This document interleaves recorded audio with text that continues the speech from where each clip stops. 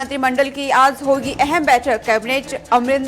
Captain Amarinder Singh की अगुवाई में ये वर्चुअल बैठक। कैबिनेट मीटिंग में कई बड़े फैसले पर लग सकती है मुहर।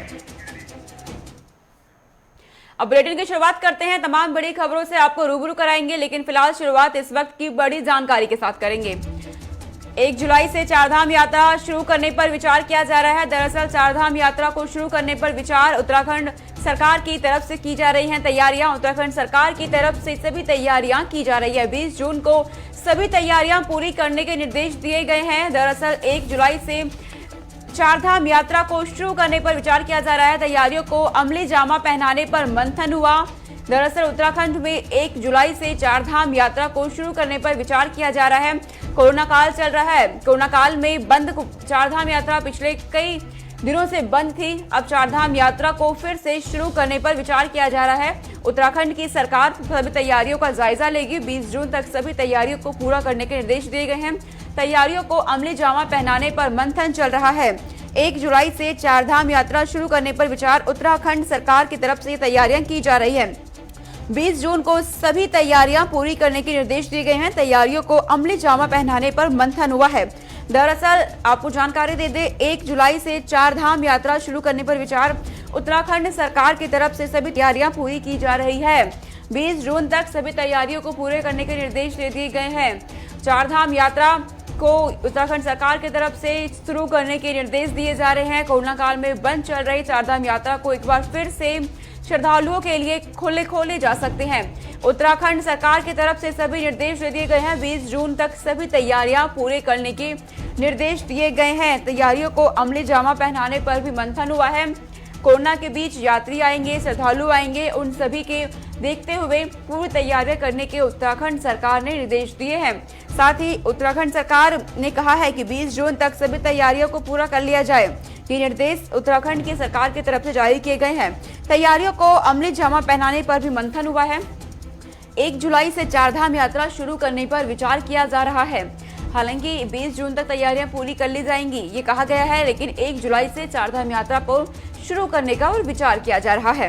उत्तराखंड सरकार की तरफ से सभी तैयारियां पूरी की जा रही हैं। 20 जून तक सभी तैयारियों को पूरा करने के निर्देश दे दिए गए हैं। उत्तराखंड सरकार ने कहा है कि श्रद्धालुओं के लिए 20 जून तक सभी तैयारियां पूरी कर ली जाए। उसके बाद हमारे उत्तराखंड के ब्यूरो चीफ धीरेन्द्र प्रताप हमारे साथ जुड़ गए हैं। धीरेन्द्र, उत्तराखंड सरकार ने चारधाम यात्रा को शुरू करने के निर्देश दे दिए हैं। तैयारियां कैसे होंगी, क्योंकि कोरोना काल चल रहा है? बिल्कुल सोचा, मैं बता दूं, चारधाम यात्रा को लेकर के सरकार ने पहले ही तैयारियां जो है अपनी मुकम्मल कर दी थी। लेकिन बीच में कुछ ऐसा आया कि एक केस जो है जिनका हाईकोर्ट में संबंधित पेंडिंग था, उसको देखते हुए सरकार ने तो स्थगित कर दिया था। और आपको बता दूं कि अब 1 जुलाई का समय उन्होंने डेडलाइन तय किया है और 20 जून तक सारी तैयारियों को मुकम्मल करने का निर्देश उन्होंने उत्तराखंड चारधाम व्यवस्थापन बोर्ड को दिया हुआ है। अब पहले बोर्ड ने भी आपत्ति जताई थी कि इतने कम समय में सारी व्यवस्थाएं होना मुश्किल है, क्योंकि कोविड काल चल रहा है और कोविड के समस्त प्रोटोकॉल पूरे करने हैं।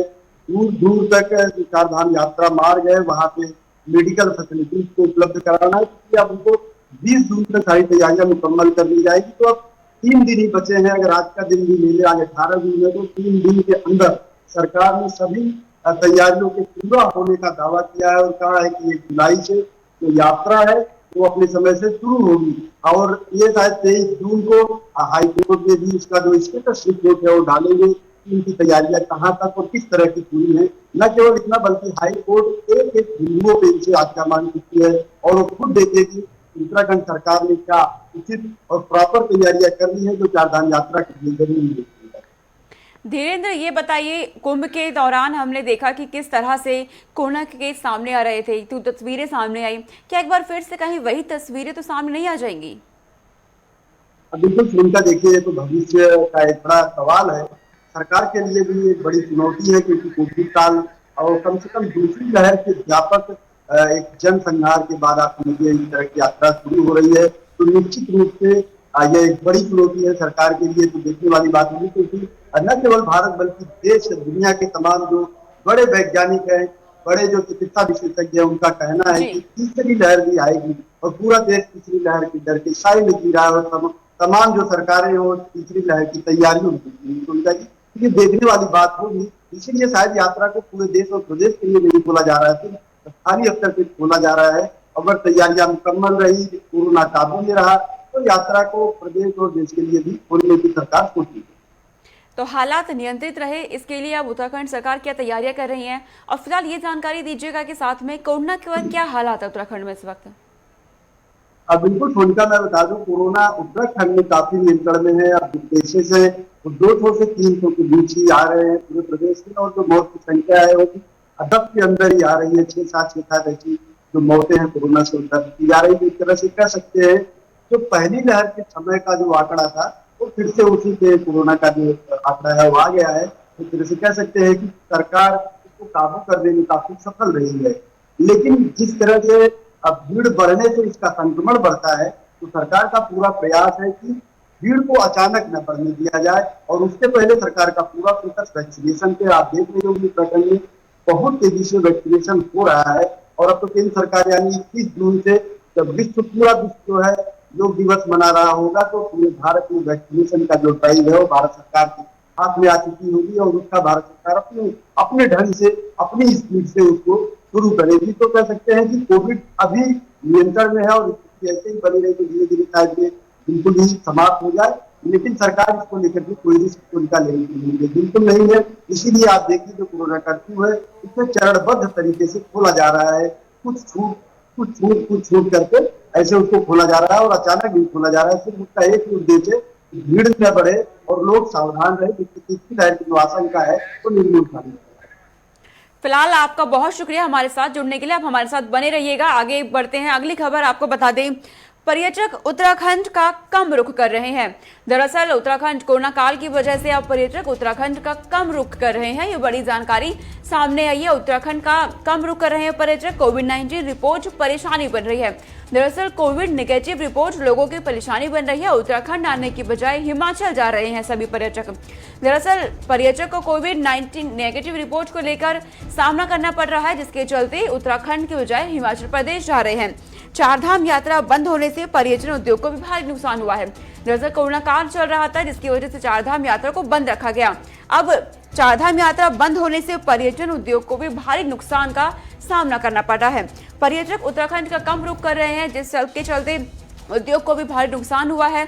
दरअसल जो पर्यटक हैं वो हिमाचल प्रदेश का रुख अधिक कर रहे हैं, जिसके चलते उत्तराखंड में पर्यटन का रुख कम हो गया है।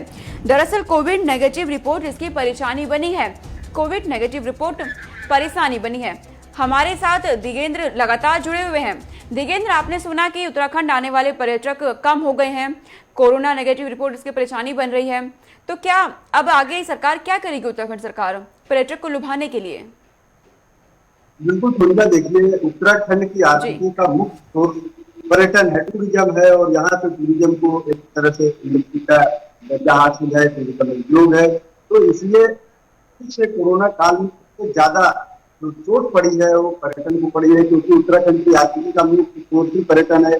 और कोविड काल में जब अलग अलग राज्यों में पूरे देश में कोरोना कर्फ्यू चल रहा है, तो जाहिर सी बात है यहाँ बहुत कम लोग आए, और होटल वगैरह सारे बहुत उनकी कमर टूट चुकी है। और लगातार आप ऐसी खबरें अपनी चैनल पे आप दिखाती रहती हैं, हम देखते रहते हैं कि अलग अलग इंडस्ट्री के लोग सरकार से राहत मांग रहे हैं। अभी कल ही मुख्यमंत्री तीरथ सिंह रावत को 100 दिन पूरे हुए हैं, और उन्होंने एक छोटा सा कार्यक्रम मीडिया सेंटर मुख्यमंत्री सचिवालय में किया। उसमें उन्होंने इस बात को स्वीकार किया कि जो पर्यटन उद्योग है उसको मदद की जरूरत है, और उन्होंने कहा कि उत्तराखंड की आर्थिकी का मुख्य स्रोत पर्यटन है, कि सरकार का पूरा फोकस है कि पर्यटन को दोबारा से पटरी पे लाया जा सके। लेकिन आपको बता दें कि जो कोविड की गाइडलाइन बनती है, भारत सरकार की जो कोविड की गाइडलाइन है, जो प्रोटोकॉल है, उसके आलोक में उसको देखते हुए बनाई जाती है। तो उत्तराखंड में अभी भी जो रिपोर्ट RT-PCR रिपोर्ट अनिवार्य थी, अब सरकार ने उसमें थोड़ा ढील दी है। आपको बता दें जो 22 जून तक जो कर्फ्यू लागू है, इस दौरान अगर किसी को उत्तराखंड में प्रवेश करना है उत्तराखंड के बाहर से, तो उसको RT-PCR टेस्ट की जरूरत नहीं है, RT-PCR रिपोर्ट की जरूरत नहीं है। उसे सिर्फ एंटीजन टेस्ट जो बॉर्डर चेक पोस्ट पे होती है, और 2-3 अन्य टेस्ट हैं, उनको जो वैकल्पिक है उनको लेकर के आ सकते हैं। लेकिन हिमाचल, देखो मैं बता दूं, उत्तराखंड और हिमाचल प्रदेश में जो विभिन्नता है, जो फर्क है, वो सबसे बड़ी बात, उत्तराखंड में सबसे अधिक पर्यटन है वो धार्मिक पर्यटक आते हैं, क्योंकि यहाँ 4 धाम है। और जो हिमाचल है वहाँ प्राकृतिक क्षेत्रों में लोग पर्यटन को जाते हैं। तो उस लिहाज से देखिए हिमाचल में पर्यटक की वजह से शायद ज्यादा है, लेकिन इस बात का संज्ञान सरकार ने दिया है कि पर्यटकों को उत्तराखंड में आकर्षित करने के लिए जो कोविड प्रोटोकॉल है उसको थोड़ा ढीला किया जाए, थोड़ा धीरेन्द्र, कम किया ये जाए, लेकिन जानकारी जो दीजिएगा। हालात हैं उसकी समीक्षा बराबर बराबर जी सरकार कर रही है और उसको देखते हुए कुछ आगे वो ढील दी। जी, तो धीरेन्द्र, चारधाम यात्रा के बंद होने से पर्यटन उद्योग को कितना नुकसान हुआ है? बिल्कुल सोनिका, मैं बता दूं इसका कोई आंकड़ा अभी तक सरकार की तरफ से नहीं जारी किया गया है, न तो पर्यटन विभाग की तरफ से कोई जारी किया गया है, लेकिन वह जो नुकसान हुआ है कोरोना की वजह से वो हजारों करोड़ की संख्या में हो सकता है। इसका आकलन अब सरकार कर रही है, जी धीरेन्द्र, क्योंकि बिल्कुल, जो भारत चारधाम यात्रा सरकार ने बंद होने पहले से पर्यटन उद्योग को भी नुकसान हुआ है, लोग कम रुक कर रहे हैं। फिलहाल आगे बढ़ते हैं। आगे आपको बता दें कि जानकारी, उत्तराखंड में कोरोना के केस लगातार कम हो रहे हैं। रात भरी खबर उत्तराखंड से सामने आ रही है, कोरोना के केस कम हो रहे हैं लगातार। ये बड़ी जानकारी, उत्तराखंड में कोरोना के मामले लगातार कम हो रहे हैं। पिछले 24 घंटे में अगर आपको आंकड़े बताएं तो पिछले 24 घंटे में 264 नए संक्रमित मिले हैं। ये उत्तराखंड से जानकारी आई है। रात भरी खबर है कि मामले लगातार कम हो रहे हैं। 7 लोगों की मौत, 345 मरीज ठीक हुए। हालांकि मौत का आंकड़ा जरूर बढ़ गया है। बीते दिन हमने देखा था कि 6 लोगों की मौत हुई थी, लेकिन पिछले 24 घंटे में अब 7 लोगों की मौत हुई है, 345 लोग ठीक हुए हैं। उत्तराखंड में कोरोना के मामले लगातार कम हो रहे हैं। ये राहत भरी खबर है कि उत्तराखंड में कोरोना की दूसरी लहर थमने लगी है। हालांकि प्रशासन, सरकार की तरफ से जो व्यवस्थाएं की गई थी उसे लेकर उत्तराखंड में कोरोना के मामले कम होते दिख रहे हैं। हमारे संवाददाता धनराज गर्ग हमारे साथ जुड़ गए हैं। धनराज, उत्तराखंड में कोरोना के मामले जरूर कम होने लगे, लेकिन मौतों का सिलसिला थमने का नाम नहीं ले रहा। जी बिल्कुल सोनिका, आपको बता दूं कि जिस तरीके से लगातार कोरोना के मामले अब कम होते नजर आ रहे हैं, लेकिन मौतों का सिलसिला लगातार अभी भी जारी है। कि जिस तरीके से कल देखा कि कल 6 मौतें हुई थी, लेकिन आज 24 घंटे की बात करें तो 7 मौत अभी तक हो चुकी हैं। तो कहीं ना कहीं चिंता का विषय जरूर बना हुआ है। लेकिन उत्तराखंड सरकार की बात करें तो उत्तराखंड सरकार का एक ही दावा है कि जिस तरीके से कोरोना के मामले कम हुए हैं, तो कहीं ना कहीं इसका जो परिणाम है, जो कारण माना जा सकता है कि जो कोरोना के मामले कम हुए हैं, वो जो कोरोना कर्फ्यू सरकार ने लगाया है उसका सबसे बड़ा रामबाण माना जा रहा है। और साथ ही वैक्सीन को लेकर भी मुख्यमंत्री तीरथ सिंह रावत साफ कर चुके हैं कि जो वैक्सीन लगाई जा रही है, अभी तक 65% लोगों को वैक्सीन उत्तराखंड में लग चुकी है, जिसको ये कोरोना के मामले कम हुए हैं। जी तो धनराज, ये बताइए कि मौसम भी बदल रहा है, अब मौसमी बीमारी भी सामने आ रही है, ऐसे में अस्पतालों में कितने इंतजाम हैं? बिल्कुल सोनिका, जिस तरीके से देखा जाए कि लगातार मौसम में चेंज होता नजर आ रहा है, कभी बारिश हो जाती है तो कभी धूप हो जाती है, तो कहीं ना कहीं बीमारियों का जो जमावट है वो जरूर होता है। कि डेंगू की बीमारी हो या फिर और अन्य बीमारियां हो, उनके चलते कहीं ना कहीं अस्पतालों में भीड़ अधिक पड़ जाती है। लेकिन जिस तरीके से देखा जाए अस्पतालों की तरफ, तो अस्पतालों में भी एक भीड़ नजर नहीं आ रही है, क्योंकि जिस तरीके से सामने आए थे तो कहीं ना कहीं लोगों में एक डर जरूर है कि यदि वो अस्पताल जाते हैं तो कहीं ना कहीं कोरोना के जो मामले हैं वो उनको भी चपेट में ले सकता है, जिसके कारण अस्पतालों में भी भीड़ नहीं है। हालांकि अस्पताल प्रशासन की माने तो अस्पताल प्रशासन का साफ तौर पर यही कहना है कि कोई भी बीमारी हो, किसी भी बीमारी हो, किसी भी व्यक्ति को हो, वो जरूर अस्पताल आए और अपना इलाज जरूर कराए। जी धनराज, आपके पीछे तस्वीरें हम देख रहे हैं, मौसम का मिजाज बदल रहा है उत्तराखंड में। तस्वीरें आप हमें दिखाएं कि कैसा इस वक्त मिजाज है मौसम का।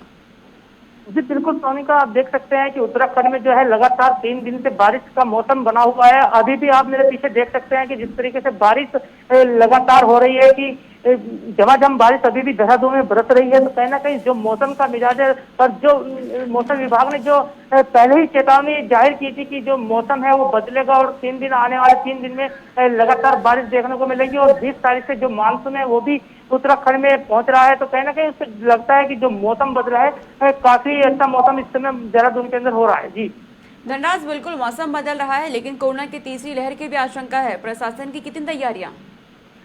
जी बिल्कुल सोनिका, यदि तीसरी लहर की बात करें तो जिस तरीके से तीसरी लहर का आशंका जताई जा रही है, तो उसके लिए तमाम उत्तराखंड के जो स्वास्थ्य विभाग है वो इसकी तैयारी में जुटा हुआ है। और मुख्यमंत्री तीरथ सिंह रावत भी कल इस बात को कह चुके हैं प्रेस कॉन्फ्रेंस के माध्यम से कि जो तीसरी लहर है उसके लिए हम लगातार तैयार हैं, और तमाम जो ऑक्सीजन बेड है उनको बढ़ाया जा रहा है। कल ही मुख्यमंत्री तीरथ सिंह रावत ने एक 150 बेड के हॉस्पिटल का उद्घाटन भी किया है, जिसमें 150 बेड ऑक्सीजन वाले लगाए गए हैं। तो कहीं ना कहीं उसके लिए पूरी तैयारी में प्रशासन और सरकार जुटी हुई है। जी धनराज, वैक्सीनेशन की प्रक्रिया कैसे चल रही है उत्तराखंड में, क्योंकि वैक्सीनेशन ही कोरोना के खिलाफ हथियार है।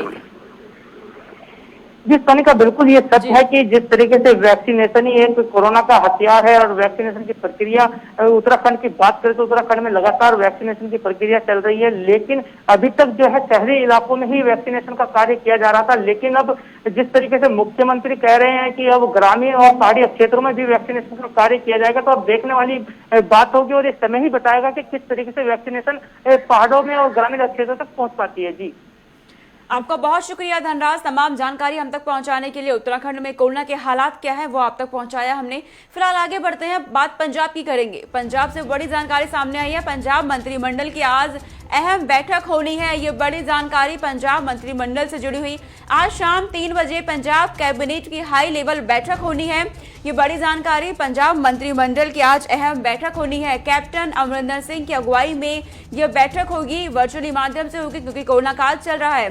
कैबिनेट मीटिंग में कई बड़े नेता, कई बड़े फैसले पर मोहर लग सकती है। तमाम नेता इसमें शामिल होंगे। कैप्टन अमरिंदर सिंह की अगुवाई में ये वर्चुअल बैठक होनी है। पंजाब मंत्रिमंडल की आज अहम बैठक होगी। पंजाब के अंदर अंदरूनी कलह चल रही है, आगामी विधानसभा चुनाव है।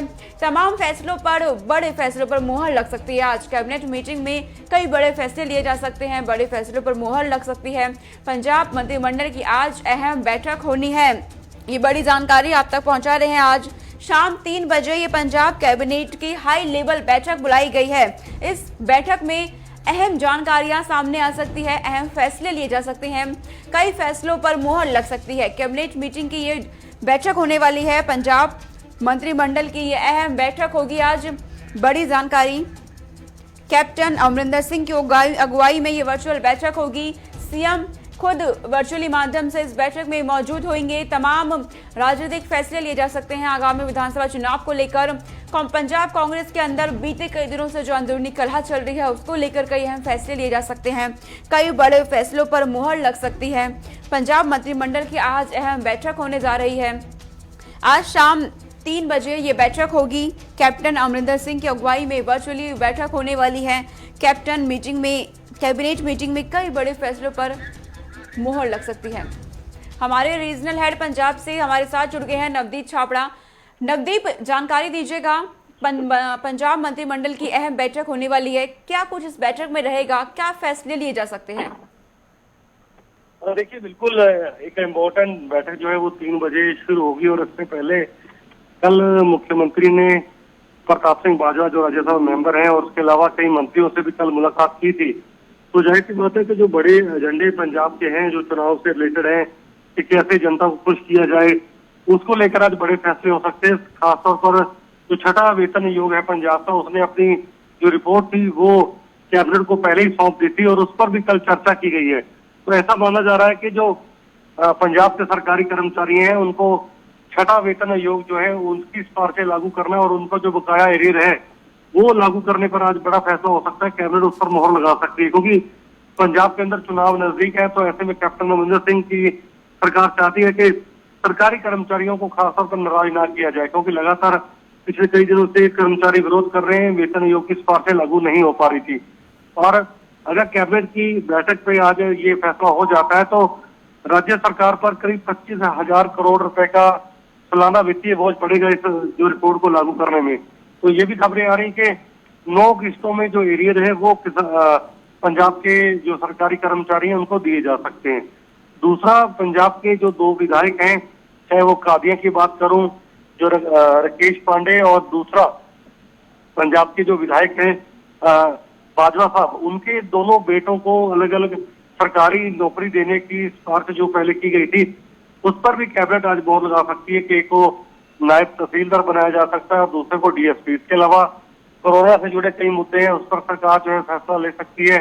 और दूसरा, जो जन से जुड़ी जन योजनाएं हैं, जो लोक भलाई की योजनाएं हैं, उस पर भी कई जो मंतव्य है उस पर भी सरकार मोहर लगा सकती है। तो जाहिर सी बात है आज की जो बैठक है उस पर सबसे बड़ा फोकस यही रहेगा कि सरकारी कर्मचारियों को पंजाब सरकार की तरफ से किस तरीके का जो तोहफा है वो दिया जाएगा। तो नवदीप, जिस तरह से आपने जानकारी दी, तो ये माना जाए कि आगामी विधानसभा चुनाव को लेकर पंजाब सरकार पूरी तरह से तैयारियों में जुट गई है। हाँ देखिए, बिल्कुल पंजाब में बहुत ज्यादा समय नहीं पड़ा है और हम ये कह सकते हैं कि दिसंबर के आसपास पंजाब के अंदर जो कोड ऑफ कंडक्ट है वो भी लग जाएगा। तो ऐसे में आप देखें कि सरकार के पास सिर्फ 6 महीने का वक्त बचा है कि जो वादे उन्होंने किए थे उसको जमीन पर कैसे इम्प्लीमेंट किया जाए और जो नाराज तबका है पंजाब सरकार के साथ उसको कैसे ज्यादा से ज्यादा अपने साथ जोड़ा जाए। तो ये सबसे बड़ी जिम्मेदारी सरकार के ऊपर है और यही कारण सरकार चाहती है कि जितना जल्दी हो सके तमाम उन योजनाओं को एक एक करके लागू किया जाए ताकि पहली किस्त चुनाव जो आचार संहिता है उससे लगने से पहले वो लागू हो जाए। क्योंकि आचार संहिता अगर लग जाएगी तो अगर कोई चीज इम्प्लीमेंट हो भी पाएगी तो वो लोगों को उस तक सीधा उसकी जो लाभ है वो नहीं मिल पाएगा। तो यही कारण है कि सरकार इस चीज में तेजी लाना चाह रही है कि जितनी जल्दी हो सके जो वादे हैं वो आम जनता से किए हैं वो वादे पूरे किए जाए। तमाम जानकारी के लिए नवदीप आपका बहुत शुक्रिया। तो फिलहाल इस बुलेटिन में इतना ही। तमाम जानकारियों के साथ आपसे अलविदा कहने का वक्त आ गया है। फिर मुलाकात होगी आपसे। नमस्कार।